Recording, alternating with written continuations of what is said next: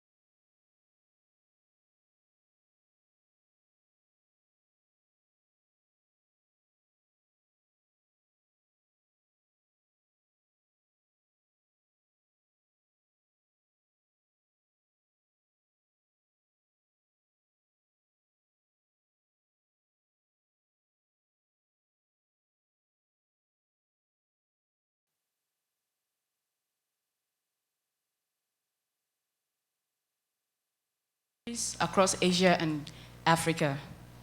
Over 1.6 million people were displaced, 230,000 people died. Homes, businesses, structures were destroyed. Most of the survivors, about 90% of them, experienced depression. And 10% of those people developed mental illness due to drug abuse and alcohol. And when this disaster occurred, international agencies and local agencies came to help. But there was no previous tsunami warning system in Indonesia.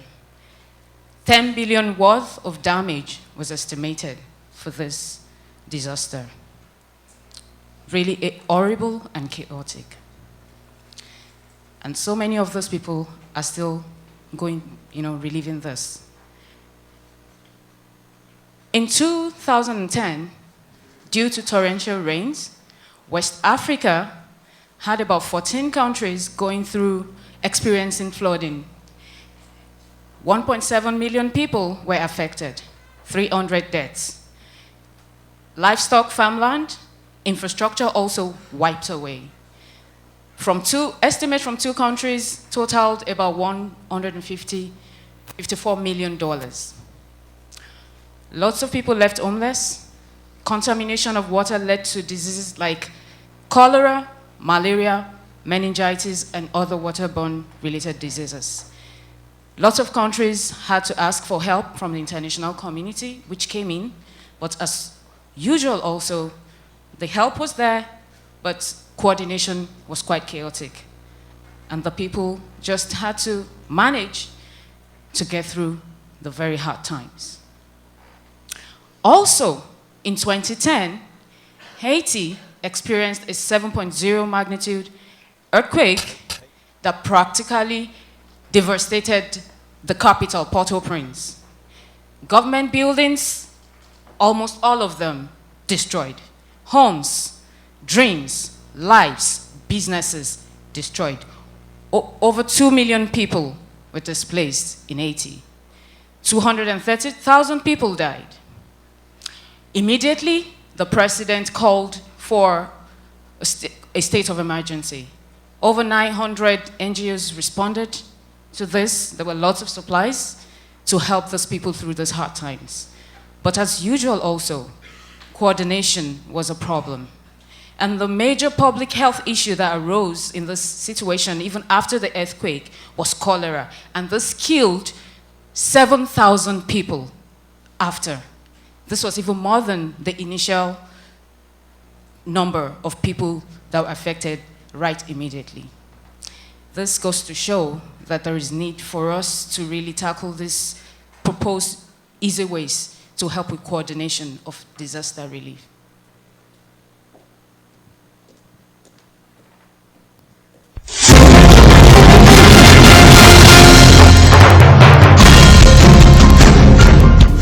Good evening. My name is Teresa Black, and you're watching an ISU News Special Report. Today we bring you a 6-part series on natural disasters, their effects, and what is being done to manage them. Recent disaster events like Hurricane Katrina have raised new questions on the effectiveness of disaster management, with both public and private actors joining the conversation. From 1980 to 2012, natural disasters have caused the death of some 2.3 million people and $3.8 trillion in damages worldwide. The World Bank recently released its report on climate disaster risk, projecting that the cost, both financially and human, of weather-related disasters will continue to increase through the year 2030. Some of the most severe costs of these disasters continue to disproportionately affect most marginalized populations. In particular, developing areas of the world suffer long-term economic effects, which impede both local and international efforts at improving quality of life in those regions. Organizations like the World Health Organization have also raised concerns about the continued threat to public health stemming from natural disasters. Beyond the statistics, there are the often overlooked effects of natural disasters. Many survivors continue to live with the mental and emotional scars long after the disasters have passed. As the cost continues to mount, populations around the world are looking for answers to the major issues facing disaster management efforts. First, we begin to look at natural disasters through the eyes of those who have experienced them firsthand.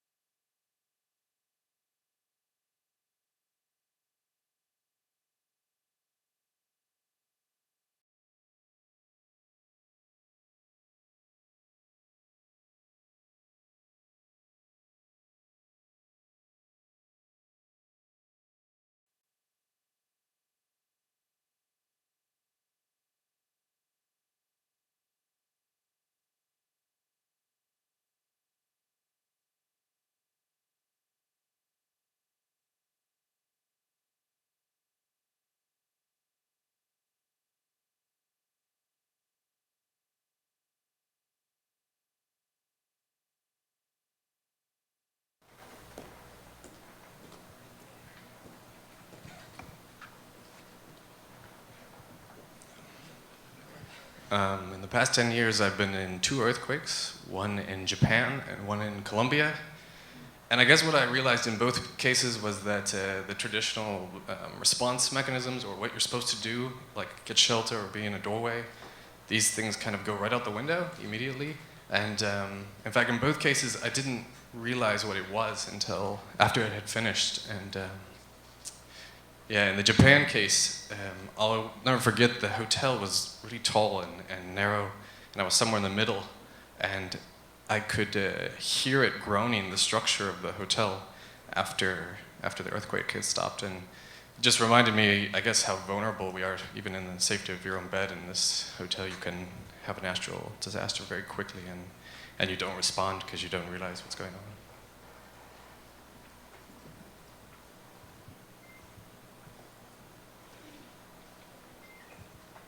on.08年5月12号下午2点左右，我正在北京的办公室里和四川的一名同事打电话讨论一些问题。突然，我听到电话的那端传来非常清脆的声音，是有东西掉在了地上。然后同事非常惊恐地喊到地震了。随后那边只剩下一片噪声。大概10分钟之后，我突然感到一阵的头晕，自己很难站起来，周围的人们也纷纷向楼下冲去。很快，我们从新闻和网络上知道，这次地震非常的严重。灾区的道路、交通、水电全部中断，而且当时下起了大雨，我们对里面的情况一概不知，非常的恐怖。大概6年多过去了，每当我想起这次地震，想起灾难中那些感人的事迹，都忍不住泪水。5月12号，从此就成为中国的防灾减灾日，以纪念逝去的那些同胞，提醒人们不要忘记灾难。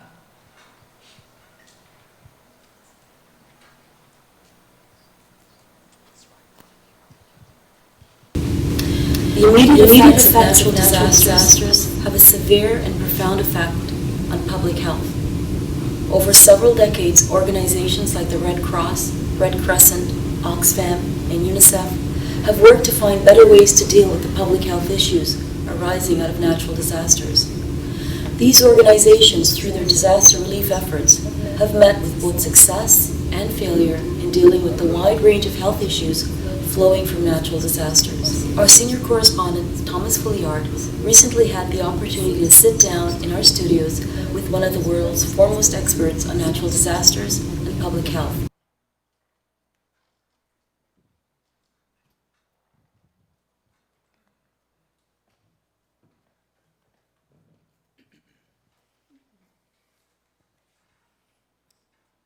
Dr. Asrar, I'm Tom from ISU News. I was wondering if I could have a couple of minutes of your time to talk to you about disaster management.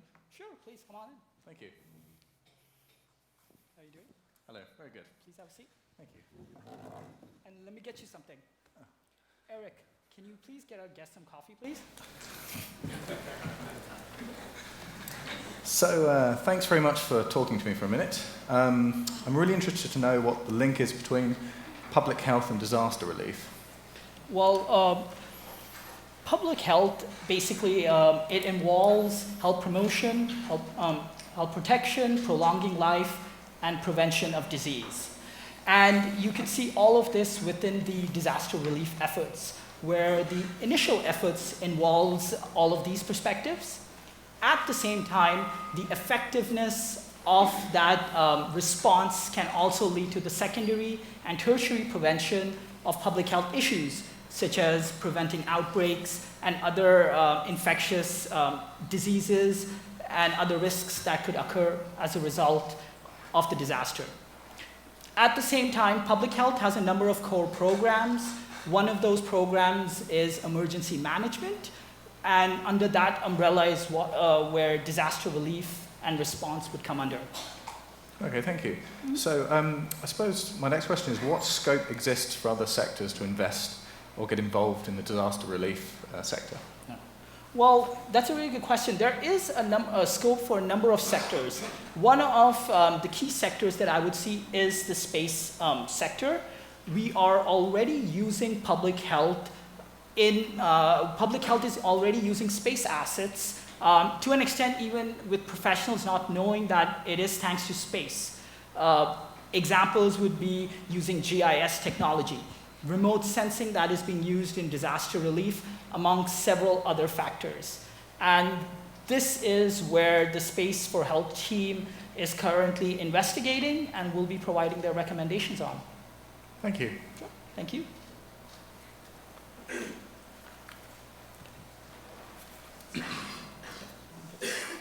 As the cost of natural disasters, both financial and human, have grown, so have the efforts to mitigate the risk of disasters and to provide more effective relief after the strike.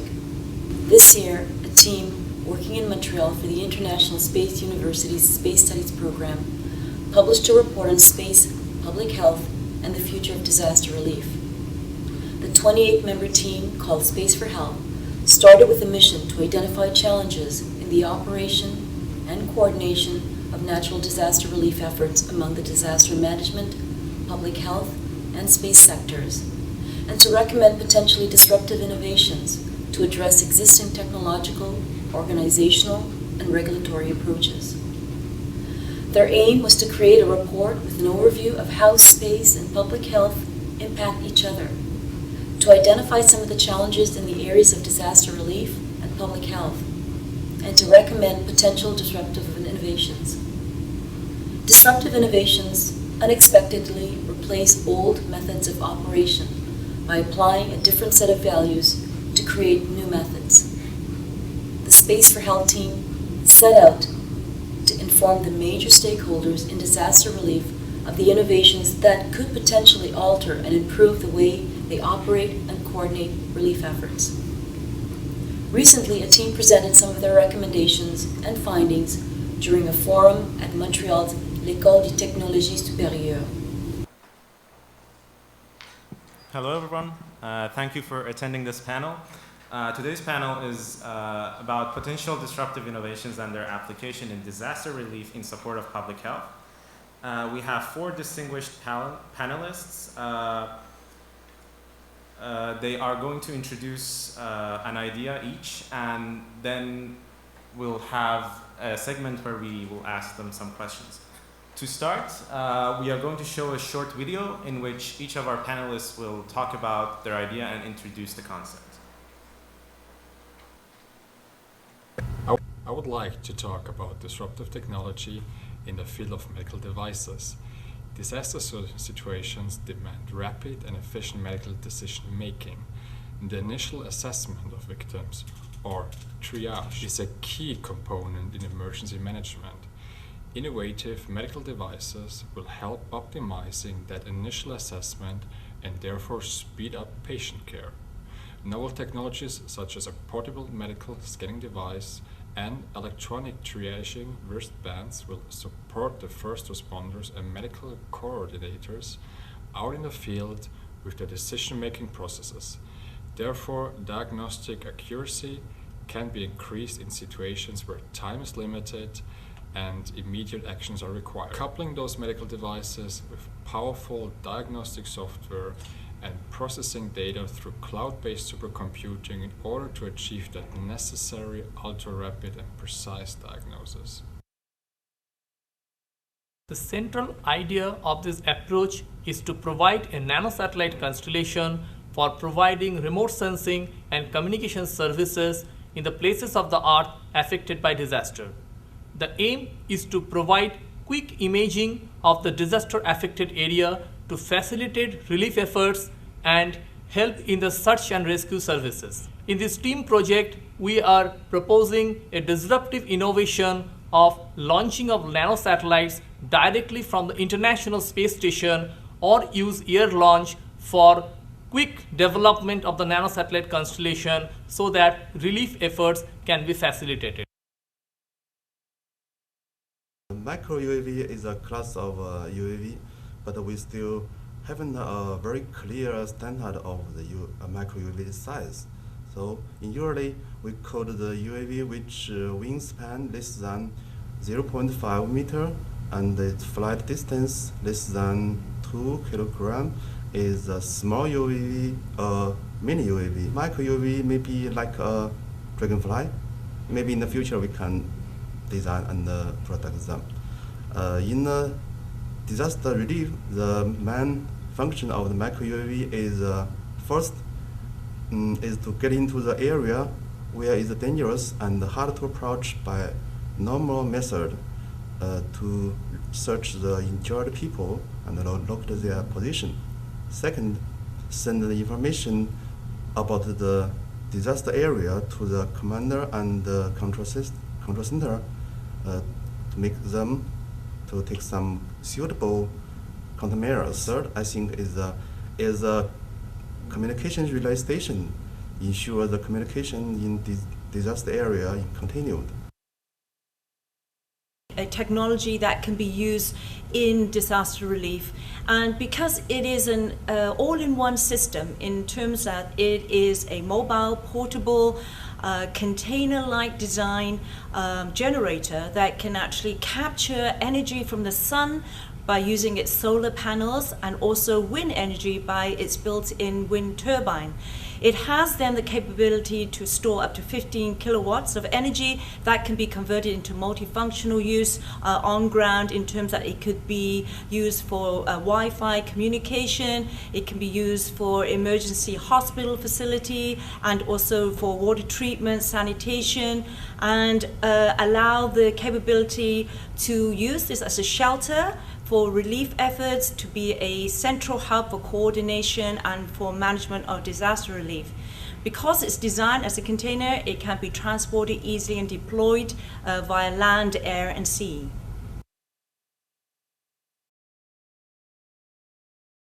I would now like to ask our panelists to enter the stage. We have Christian Mueller, who is supporting portable medical devices, Jingbo Huang, who supports the micro UAVs, Susan Ip Jewel, who was talking about mobile ground segments, and finally Mohanchur Sarkar, who has suggested the nanosatellite constellation. Thank you all for being here. Let me start with my first question. So and this is for everyone on the panel, why do you feel that your innovation is potentially disruptive? I would suggest that Christian starts with this question. Thank you. Thank you for this question, Ali. So I would like every one of you for just a moment picture how usually the vital signs of a patient are monitored in, let's say, an emergency room of a hospital. And then you will see patients basically hooked up to a plethora of large stationary big medical apparatuses. But now let's imagine a novel device, roughly the size of an iPhone, which is completely portable and can be ready to be used in a matter of seconds. Imagine a device which is capable of measuring up to 10 different vital parameters in no time, and that just by holding that device in your hands, and no need to stick any electrodes or cables onto your body. Now that's something we are calling a disruptive innovation. Thank you.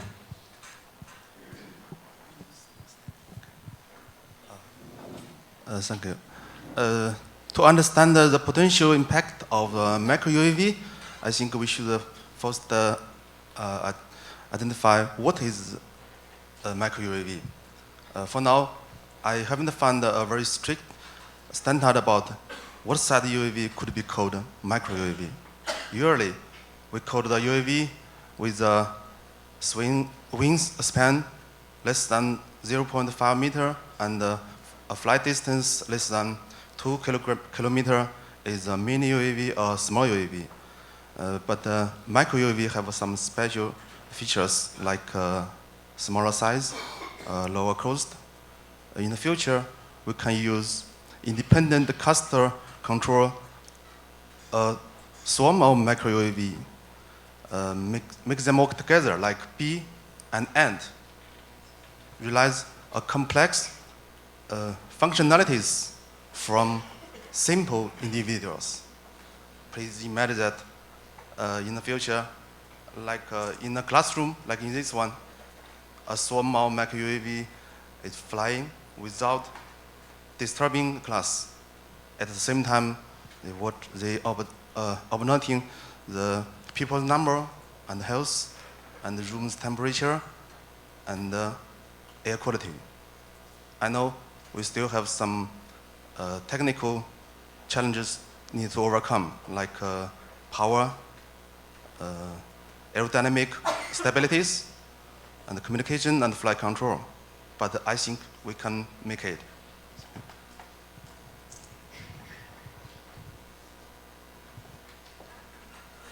Thank you so much. So what I'm proposing is a disruptive innovation that provides constant energy.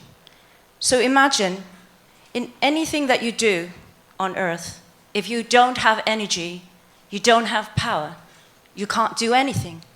So I'm proposing a box or a cube that's the size of a cargo container that has the ability to harness energy from natural sources. So either solar energy, wind energy, or hydro energy. And this is a constant source of energy that you can now have the capability to deploy in any region, not only in disaster areas, but also in developed areas like, for example, medical care in inner cities in developed countries, or in remote areas in Africa that has no accessibility to medical care. And also, even in the future, on an off-world planet surface like the lunar surface or Mars, very long into the distance. So this is what I feel has the potential to be a disruptive, innovative idea, a technology. Not only that, it also acts as an integrator, a bridge or a connector for on-ground and also for space assets. So it's able to now offer you Wi-Fi, satellite communication with our geostationary satellites, our nano constellation, our micro UAVs, and also be able to now integrate and offer telemedicine for the ground service here on planet Earth. So That's what I'm proposing.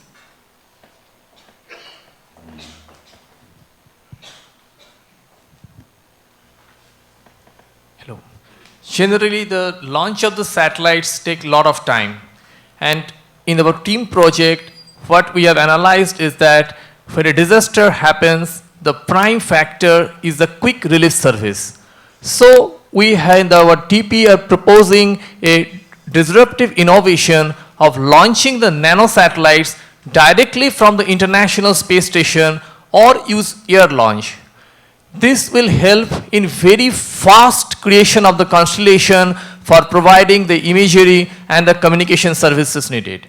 So, nanosatellites with pre-negotiated specifications will be manufactured either by small private companies, universities, space agencies, using some private-public partnership, and will be kept stored in the ISS for necessary preparedness for the disaster. Now, once the disaster strikes, a mission control team will generate the exact orbital parameters for the launch of the satellite so as to provide the most optimal coverage of the concerned disaster area. This will create a very good impact for the imagery obtained, for providing communication services to the micro UAVs, and providing the communication services to the power cubes and also to the individual scanning devices.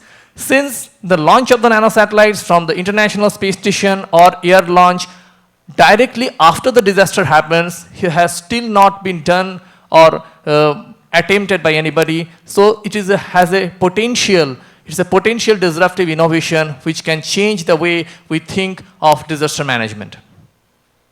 Thank you.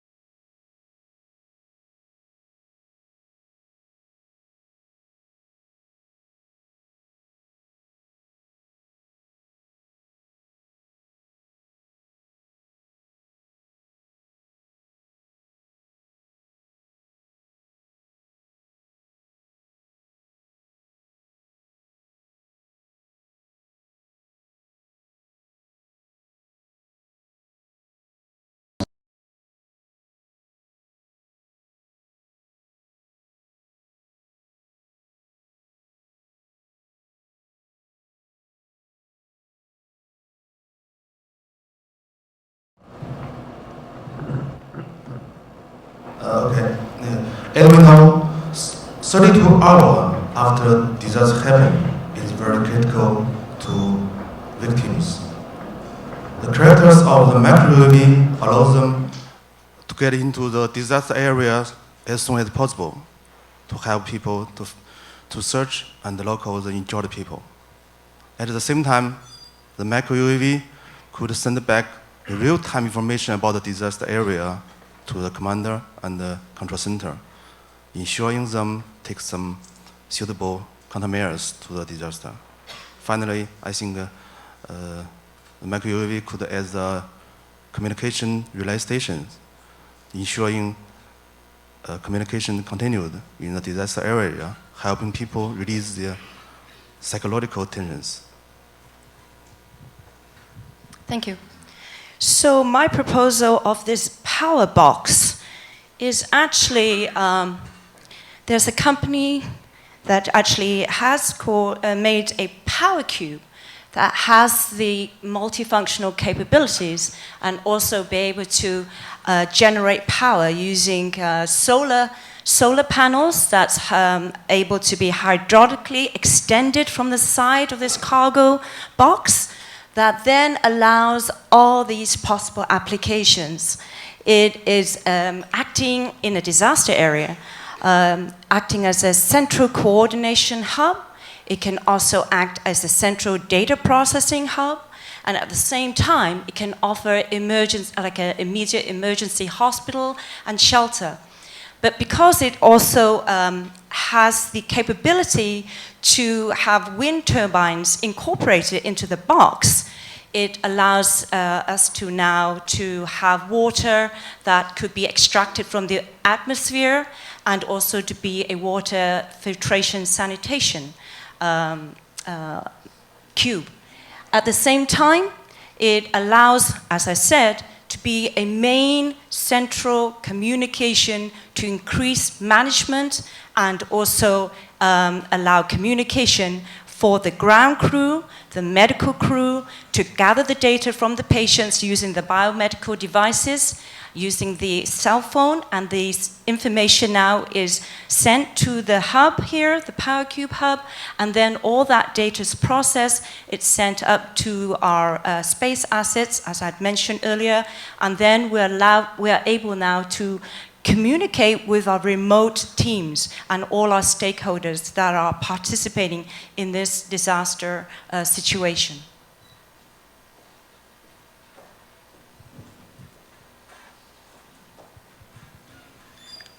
So the nanosatellites will provide the communication to the power cubes. It will provide the necessary communication facility to the UAVs. Like if we fly the micro UAVs, so it will take the images, and when it comes to the ground, we can able to process those images. But if we have a nanosatellite constellation, then as the micro UAV flies, if it is inbuilt with some S-band or UHF antenna, then as in real time the images are processed in the or recorded in the UAV using the nanosatellite constellation, it can be in real time transferred to any ground station, and that can help the search and rescue team to steer their decisions and do the relief efforts very efficiently. So that way the nanosatellites will help the disaster management process. The nanosatellites will also provide the necessary communication facility to the power cubes. The power cubes will be having the Wi-Fi. So whatever data is collected will be sent by the nanosatellite constellation to any place on the Earth. Moreover, the nanosatellite can also provide the necessary coordination information, communication to the a number of UAVs if they are flying together for providing some advanced imaging services. The nanosatellites will provide very high resolution imagery, which will also help in assessing the magnitude of the disaster and help in the search and rescue process. Thank you. And with that, we would like to end this panel. I would like to thank all of our panelists for introducing these innovative concepts and giving us their time to do that. Next, members of the S4H team, or Space4Health, our specialists from that team are going to introduce their idea of integrating solutions like these together.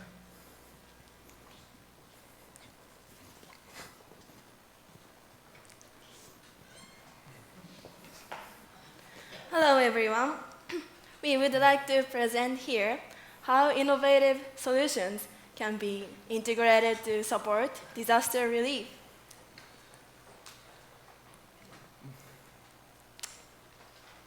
So, will we have an animation?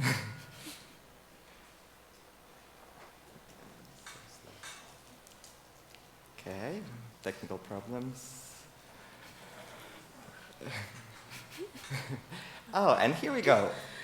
So, imagine the situation that you have a natural disaster like a hurricane or tsunami or any other disaster which should appear on the screen. Here we go. Immediately after the disaster, we propose to launch nanosatellite constellation, which could be launched from high-altitude aircraft or directly from the ISS. Woo, voila. This will help to provide immediate communication and remote sensing services in the affected area. Therefore, the communication delay, avoid communication delay after the event. So, in the affected zone, can we ask for the affected zone? To the affected zone, we would send power cubes, will provide around-the-clock power, telecommunication, emergency shelter, or small emergency hospital. The medical examination can be simplified by using diagnostic tools, and the integrated data provides the information, for example, about temperature and heart rate and blood pressure. We also suggest to deploy micro UAVs, which can be sent in the form of a swarm, to facilitate disaster management network and provide local remote sensing and situational awareness in the disaster area. All those solutions are part of integrated network where all devices are linked. In that way, the devices work in a holistic new way of providing disaster relief. So you take this small device, which is self-scanning device. You can send the data directly to the power cube or to the disaster management center, which is outside the disaster zone. That can be done directly or via the micro UAVs or via the nano satellite constellation. Thank you. Thank you.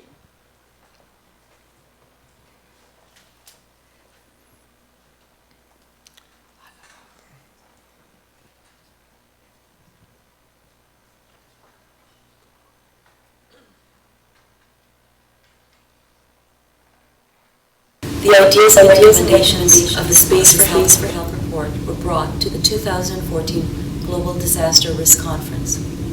During the conference, some of the major natural disaster organizations held an open press conference on the effects and the possible adoption of those ideas. During the conference, some of the major natural disaster organizations held an open press conference on the effects and possible adoption of those ideas.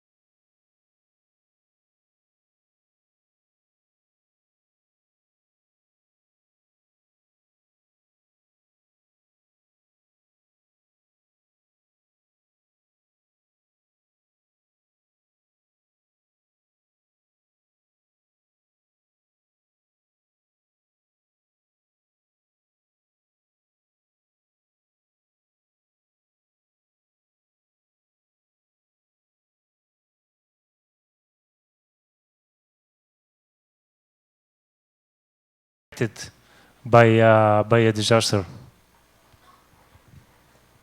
Thanks, Petros.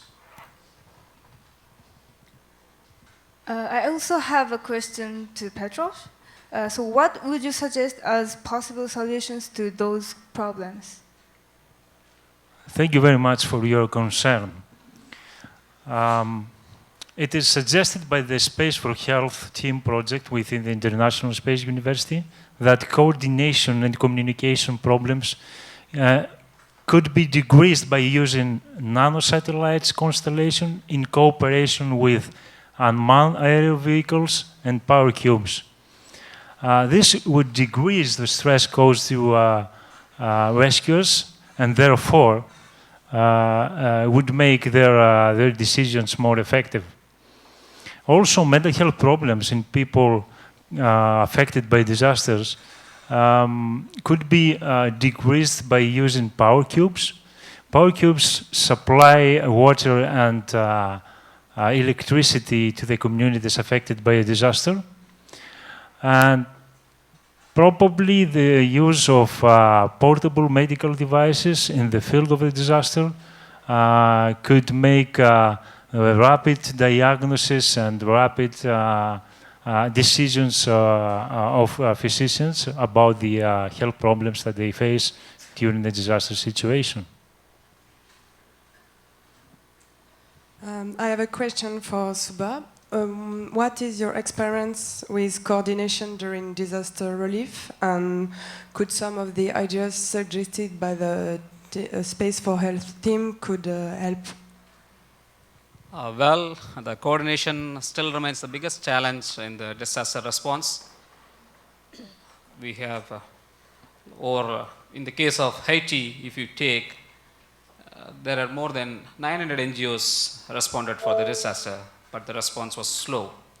And even in the case of Katrina, the lapses in the communication and coordination between the local organization as well as the NGOs led to the delay in recovery of the bodies, dead bodies.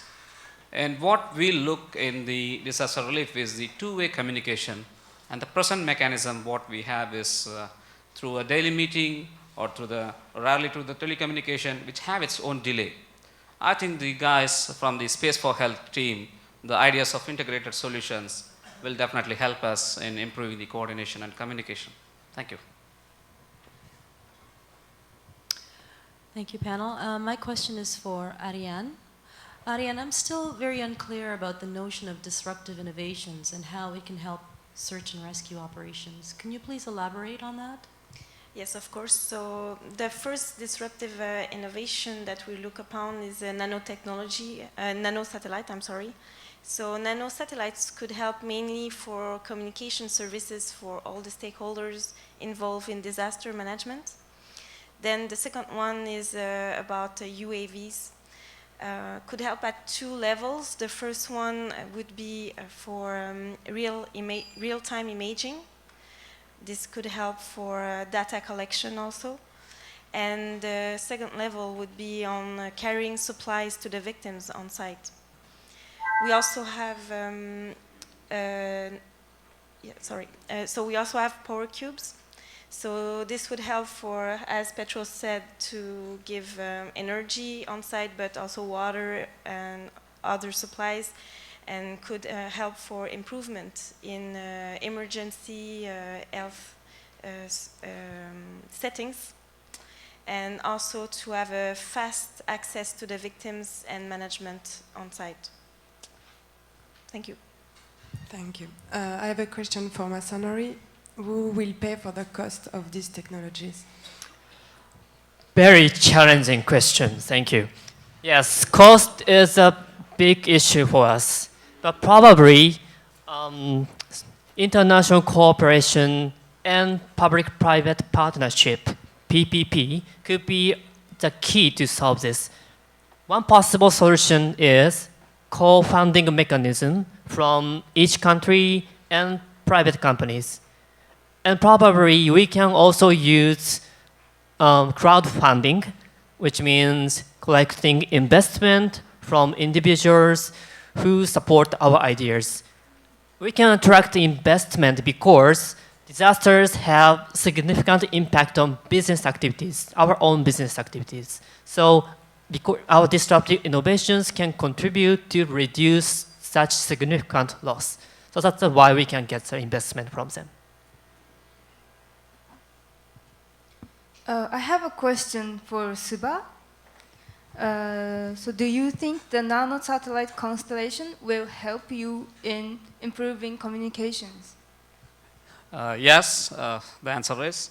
The main reason is when we have a dedicated nanosatellite constellation for a disaster, it gives a lot of useful information like communication, disaster mapping, as well as to use the coordination and efforts.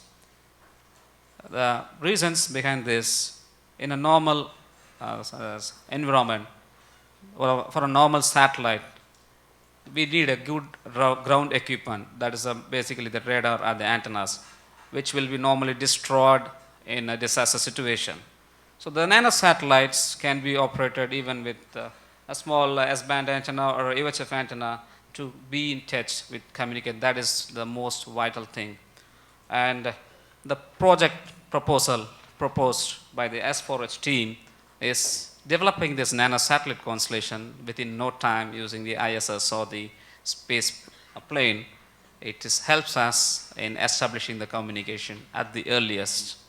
Though we have a limitation in the nanosatellites, it's a slower data rate, but the message is real time. That's what we need in disaster relief. Thank you. Back to Masanori. What are some legal concerns or constraints in applying these technologies in a disaster relief scenario? Yes.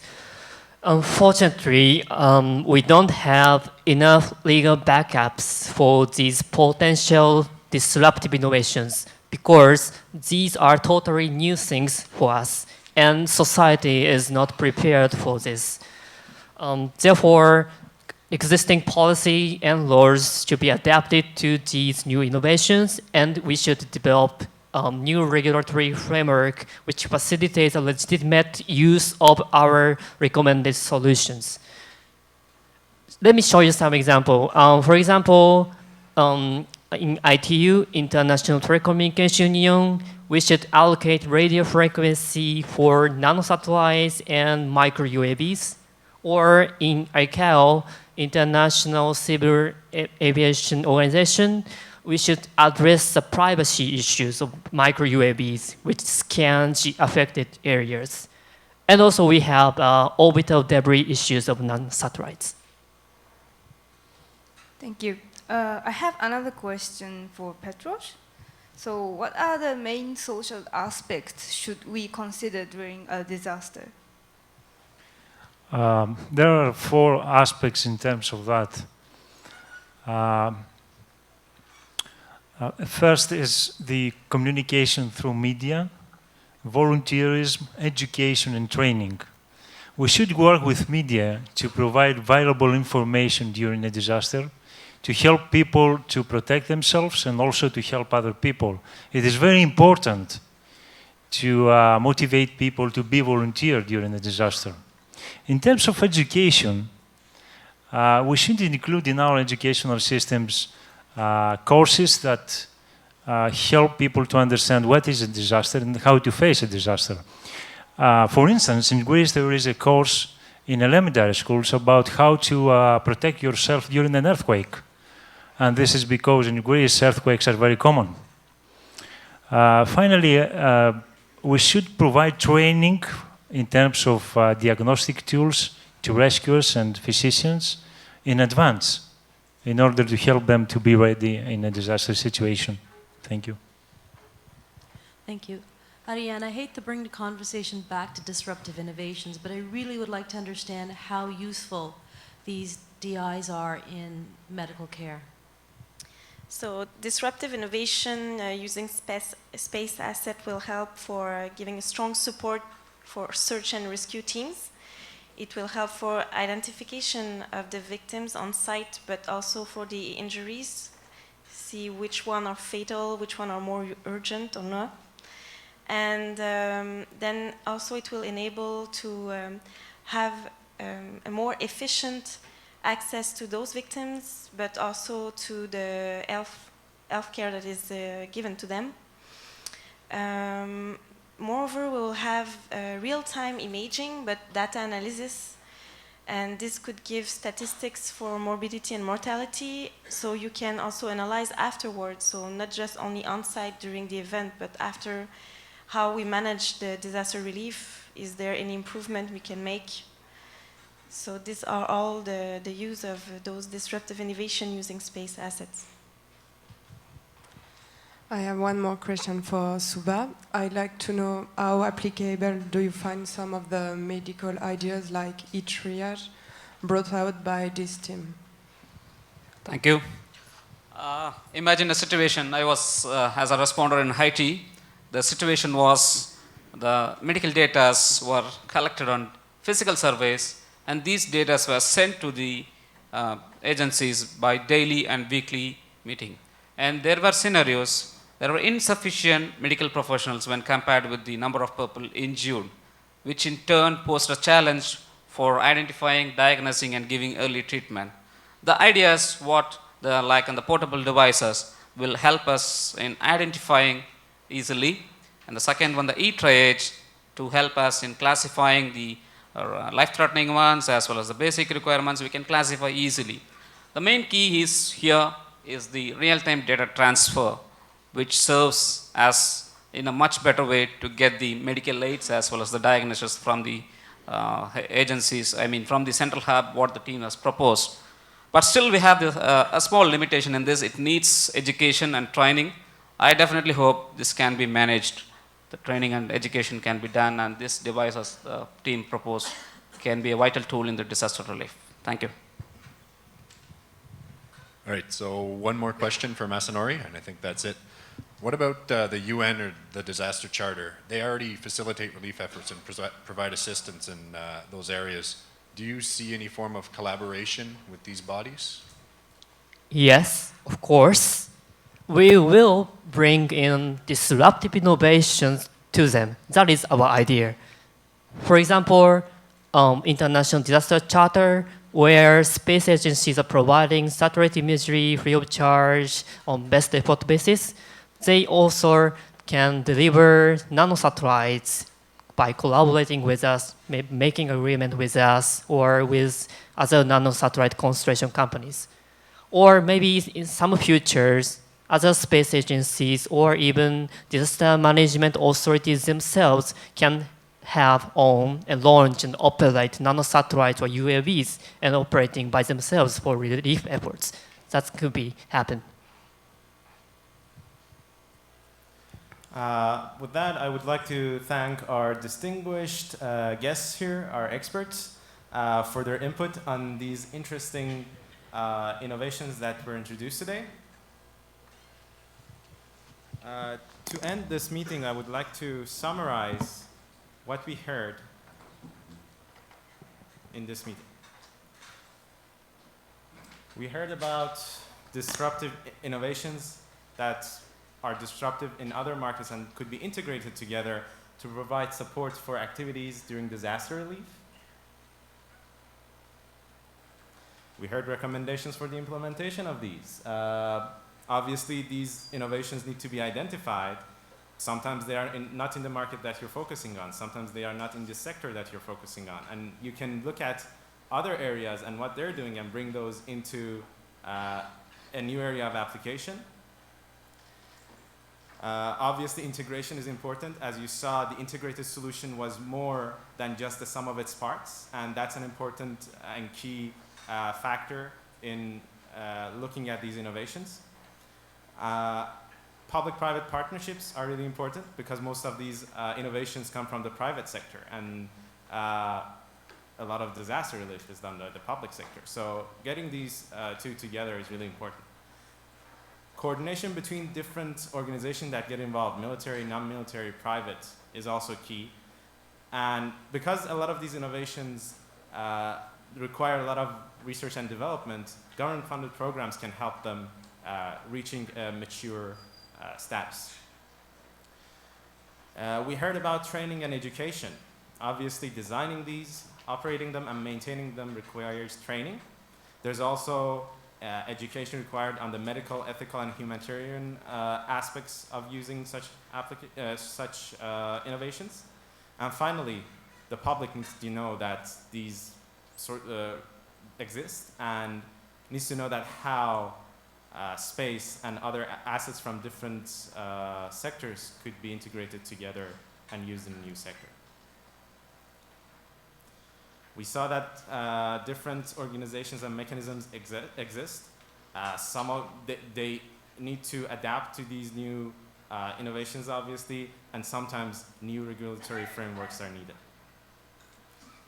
The S4H team has tried to raise awareness about these solutions by translating our executive summary in Japanese, Yoruba, Chinese, French, and Polish. We posted a video to YouTube which shows how these solutions could be integrated. And the chart that I showed at the start is an infographic for raising awareness. Thank you. The operation and coordination of disaster relief efforts continues to be one of the most pressing challenges for the international community. However, with the efforts of groups like Space4Health and many others, new and innovative solutions suggest a brighter future for relief efforts. This concludes our 6-part series. For ISU News, my name is Teresa Black. Have a good night.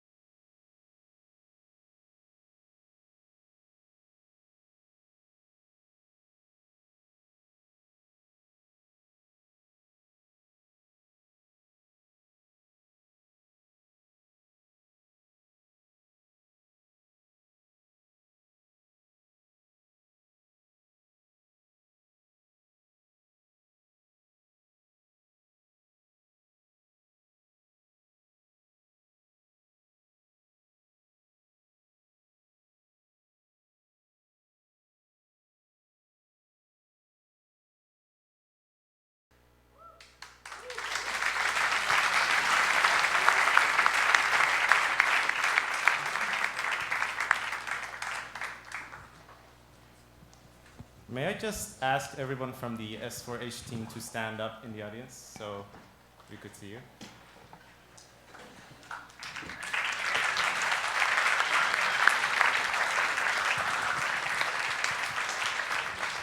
Thank you.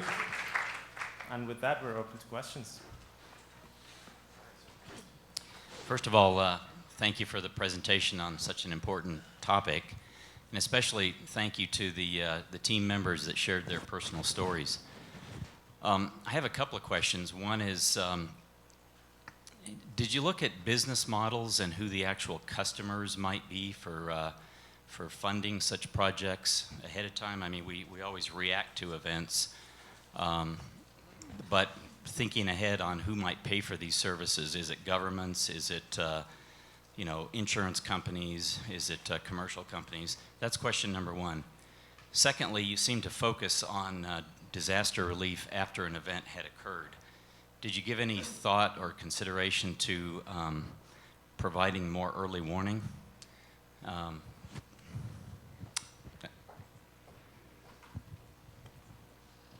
Thank you very much. Interesting questions. And to address the to address the first question, I think what we are proposing is a new paradigm, possible potential new paradigm in terms of how we want to approach disaster situations. And this is a multi-layered, multi-tiered, integrated solution.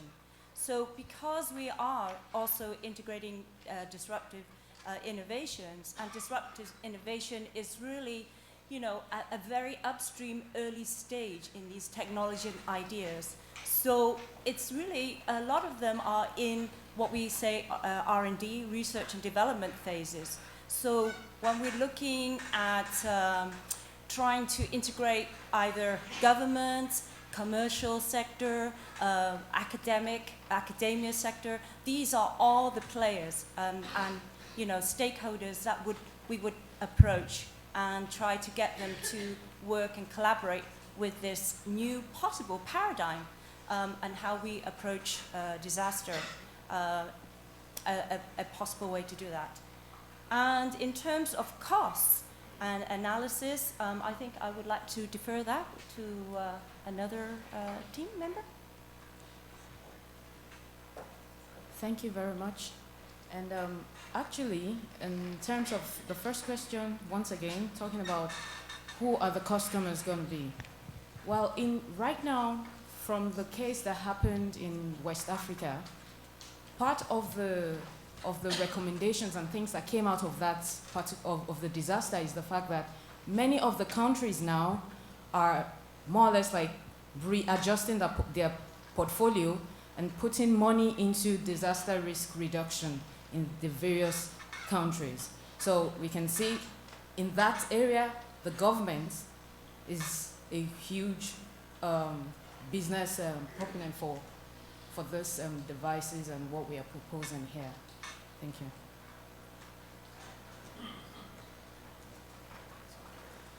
So about your second question, which was, did we look at what should be done before the disaster? So let's say if we have the disaster, there are two phases of disaster management that have to happen before and two phases that happen after. We only focused on what happens after, but we did include some aspects of planning in our work. So for example, the nanosatellite, if it's going to be launched from the ISS, it needs to be ready there. Or the power cubes, if they are going to be transported, there should be a plan for transportation. So those aspects were mentioned, but we didn't go into details of preparedness, let's say. Just to add upon the question, the main thing here is what we looked at is there are a lot of satellites, the remote sensing satellites are available for forecast. What we need is a ground support, like to make use of the resources, and a lot of satellites are giving the forecast before the disaster. Our prime concern is when the disaster strikes and there is no ground segment to support any resources from the existing satellite, we thought a small nano-satellites which can be operated with the smallest power and the smallest equipments like a small S-band antenna or UHF antenna. That was the concept we conceived, that the reason for going beyond the nano-satellite after disaster to meet the challenges in the coordination relief. The forecast, we have satellites, the operations, and after disaster, that was the key we thought. That's the reason we not decided about the forecast with the nano-satellites. Thank you.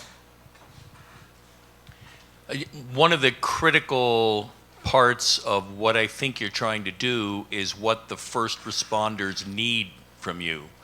Did you have an opportunity to interview first responders or look at the growing amount of data about their comments attempting to use technology in a disaster and what they need from that technology?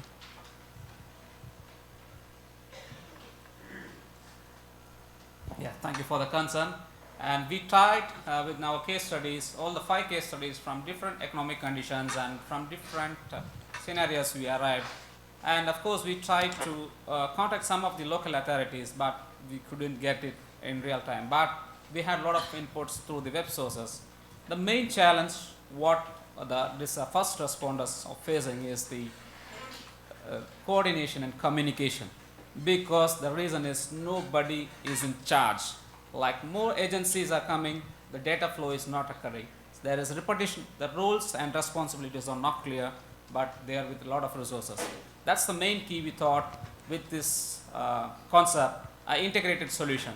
So there should be a central hub like our power cube, which can be communicated with the nanosatellite or the micro SAV, anything whichever on the field, to get the data, and the first responders, whoever is coming, will be connected with the hub. That's the key, we thought, so that our coordination and communication will be made as a vital. We are on the preliminary stage of how to establish this communication with the hub, but definitely this will be the key for the success of the responders, first responders.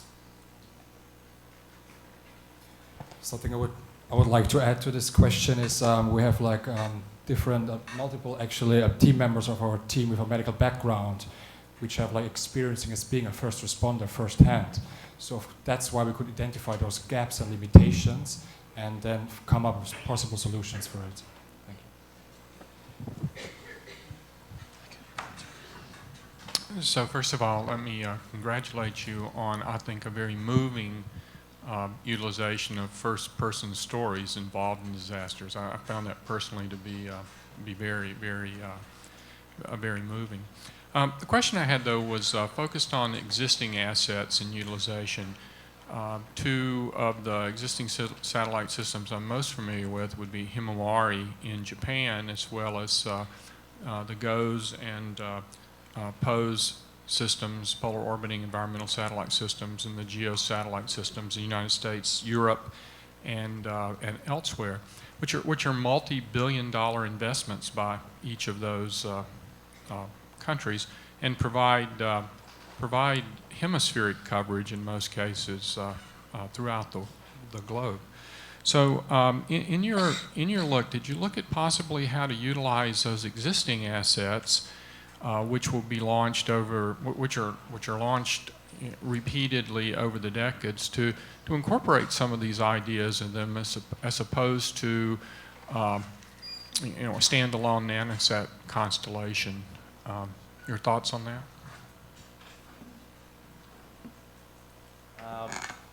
So although when we showed the integrated solution, we showed the nanosatellite, the ground segments, and all of those things, you don't need to have all of them together, meaning that you can, another system can replace the nanosatellite. If you have an existing system, that could be replacing the nanosatellite, but still the ground segment would be useful and the aerial system would be useful.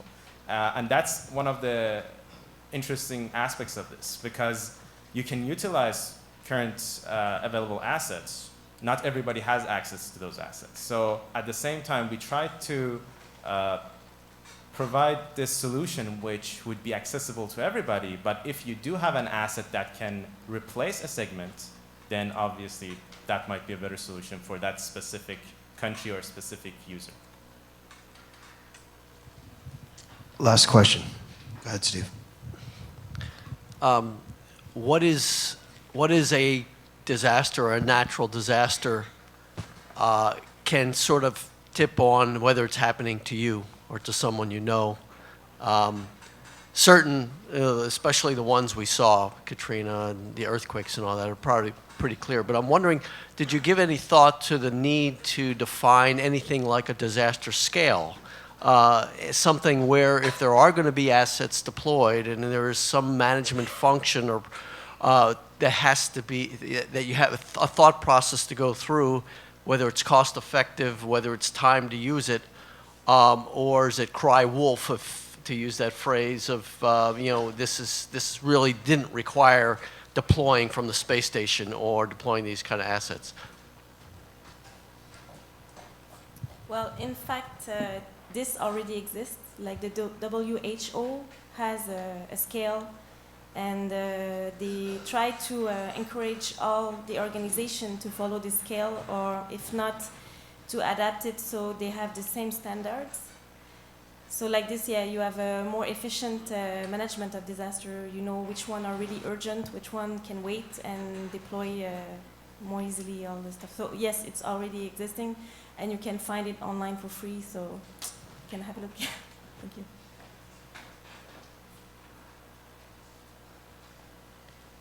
To add to it, in our report, actually, we have mentioned that depending on the scale of the natural disaster, depending on the magnitude, how much geographical area it affects, the nanosatellites will be deployed.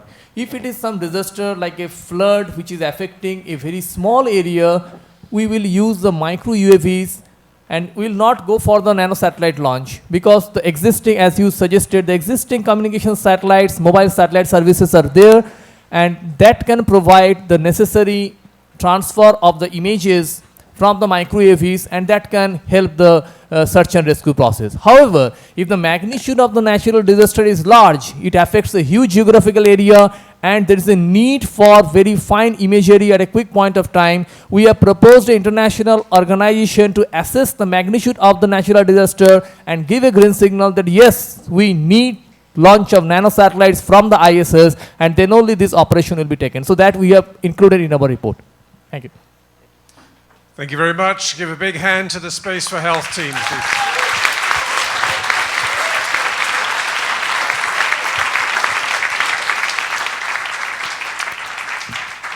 Very good, guys. Well done. So just a couple of announcements. The next and last of our presentations on EXO will start promptly at 2 o'clock this afternoon. Please be back for that. And the polo shirts have arrived. Those of you who have an order, Eric will be setting out outside to my left, to your right, to distribute those polo shirts if you have an order in. So see you back here at 2 o'clock. Thank you.